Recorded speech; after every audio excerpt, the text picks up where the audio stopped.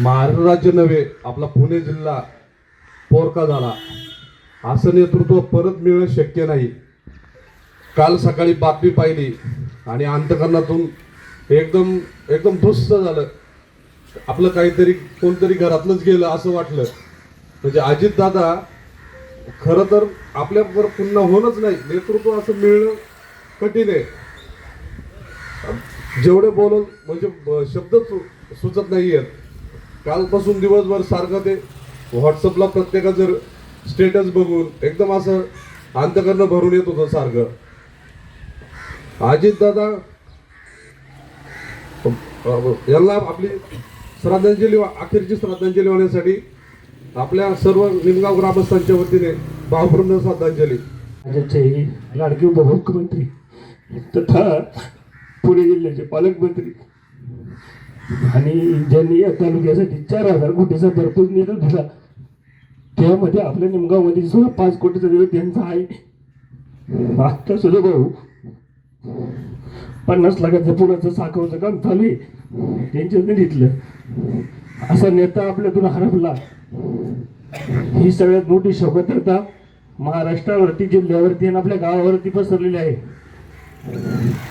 आमच्यासारख्या छोट्या कार्यकर्त्याला ताकद देणारा आणि समाजात सगळ्या गोष्टींची कल्पना देणारा असा हा दूरदृष्टी नेता, अभ्यासू नेता आपल्या सगळ्यातून गेलेला आहे.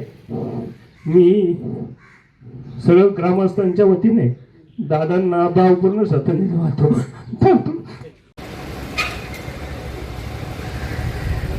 महाराष्ट्राचं नेतृत्व काकाने केलं, दिल्लीचं नेतृत्व, आणि महाराष्ट्राचं नेतृत्व केलं अजितदादाने. परिस्थिती अशी आहे की अनेक राजकारणी असतात, एकमेकांचे पाय वाढतात आणि त्याच्यामुळं काही अपेक्षा आणि आकांक्षा ज्या असतात त्या थांबून जातात. अजितदादाचं ध्येय होतं की मी महाराष्ट्राचा मुख्यमंत्री व्हावं, परंतु काळाच्या नीतीपुढं थांबावं लागतं. अजितदादा म्हणजे शब्दाचे पक्के आणि वेळेवर सर्वांना चकित करून सोडणारे हे व्यक्तिमत्व. दादा नेमाना खूप कडक आणि प्रशासकीय अभ्यास, प्रशासनाच्या अभ्यासामध्ये त्यांची खऱ्या अर्थाने PhD झालेली आणि म्हणून विकासाचा महापुरुष अशी त्यांची ओळख होती. त्यांच्या जाण्यानं खऱ्या अर्थानं महाराष्ट्र पोरका झालेला आहे आणि विशेषतः पुणे जिल्ह्याला असा नेता होणे नाही, मिळणार नाही.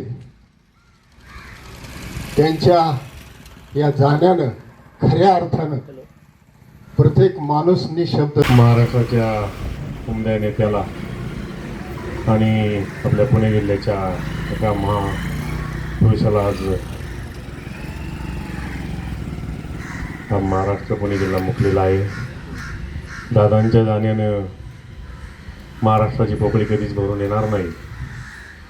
पुणे जिल्हा हा एक अजितदादांचा जिल्हा म्हणून जो आज महाराष्ट्रामध्ये मिरवत होता, तो उद्या मिरवेल की नाही अशी शंका उद्याच्या काळामध्ये तयार होणार आहे. अनेक नेते येतील, जातील, होतील, पण अजितदादांसारखा परखड नेता त्या जिल्ह्याला मिळेल की नाही यात शंका नक्कीच आहे. मिळाला तरी इतक्या ताकदीचा मिळेल, इतका निर्भीड स्वभावाचा मिळेल, इतक्या कामाचा मिळेल अशी शंका नक्कीच निर्माण होईल. झालं ज्या वेळेला ही बातमी TV वर आली, मोबाईलवर आली, त्यावेळी विश्वास बसला नाही. असं होऊ शकत नाही. एक महाराष्ट्राचा जुना आणि प्रशासकीय सांभाळणारा कार्यकर्ता दादांनी आपल्या आयुष्यामध्ये 6 वेळा पुण्याचं पालकमंत्रीपद सुधारलं. आणि 6 वेळा उपमुख्यमंत्री राहिले, अर्थमंत्री राहिले, पण सगळ्यावर सारखं प्रेम केलं. जरी सत्तेत असले तरी विरोधकांना जास्त जपण्यात ठिकाणी महाराष्ट्र राज्याचे लाडके उपमुख्यमंत्री अजितदादा पवार यांना भावपूर्ण श्रद्धांजली वाहण्यासाठी आपण उपस्थित आहोत. दादांविषयी बोलताना मन सुन्न झाले. कालची ती घटना मन शांत करणारी आणि डोक्याला शांत सुन्न करणारी ठरली. ऐसा काळाचा घाला असं दादांवर होईल असं कधी स्वप्नातही वाटलं नव्हतं. रोखोक व्यक्तिमत्व आणि विकासाचं विजन घेऊन दूरदृष्टी ठेवून काम करणारं नेतृत्व आज आपण गमावले.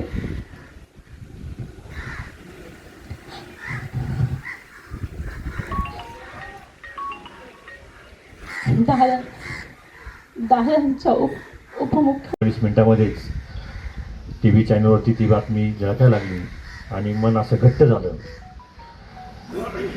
मी राजकीय जीवनामध्ये काम करत असताना मी माझा मित्रपरिवार असेल, खरंच दादा हे आमचे आयडॉल होते. दादांचा विचार घेऊन आम्ही काम करायचो. परंतु काही परिस्थितीमुळे दादांबरोबर आम्हाला राहता नाही आलं. तरीसुद्धा मागच्या वर्षी दादांचा ही गोष्ट सांगितली नाही पाहिजे, पण आता ह्या दादा इथून गेलेले आहेत की 3 मिनटं दादा माझ्याबरोबर बोलत होते, मला समजून सांगत होते. परंतु दादांना मी सांगितलं, दादा माझ्या काही अडचणी आहेत, तुम्ही माझे 100% आयडॉल आहात आणि मी तुमच्या आदर्शावरतीच काम करणारा माणूस आहे. परंतु दादांनी मला शेवट सांगितलं, दादा अमर, तुला भविष्य काळामध्ये कोणत्याही प्रकारची गरज लागली तर कधीही माझ्याकडे ये, मी तुला 100% मदत करेल. आणि खऱ्या अर्थानं तो प्रसंग मागच्या 2-3 महिन्यापूर्वी घडला होता. दादांना मी त्या गोष्टीची आठवण करून दिली. दादांनी तात्काळ तो विषय माझ्यासाठी मार्गी लावला. तर दादांनी बघितलं नाही की बाबा ह्या माणसांनी कोणत्या पक्षाचा आहे, कोणत्या संघटनेत तो काम करतोय, त्यापेक्षा हा माझ्या जिल्ह्यातला आहे, हा माझ्या गावातला आहे, हा माझ्या भागातला आहे. म्हणून दादांनी तो प्रश्न त्या ठिकाणी सोडवला. मग सरपंचांनी सांगितल्याप्रमाणे 8 दिवसापूर्वीच की खरं तर पवार घराणं हे पुणे जिल्ह्यासाठी अतिशय महत्त्वाचं घराणं आहे. कारण ज्यांच्या माध्यमातून हा पश्चिम महाराष्ट्राचा जो विकास झालेला आहे, तो विकास तुम्ही महाराष्ट्राच्या इतर भागामध्ये फिरल्यानंतर कळेल की पवारांची ताकद काय.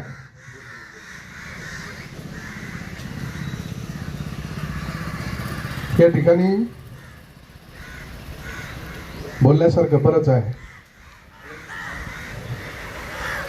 पक्ष कोणताही असू द्या,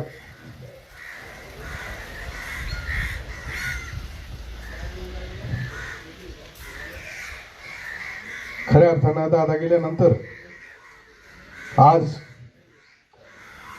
पुणे जिल्हा पोरका झालेला आहे.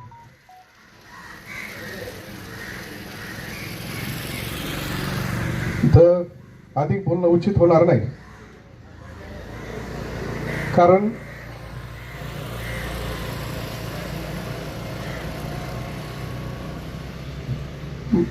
मी आता अधिक न बोलता आपल्या सर्वांच्या वतीने भावपूर्ण श्रद्धांजली अर्पण करतो.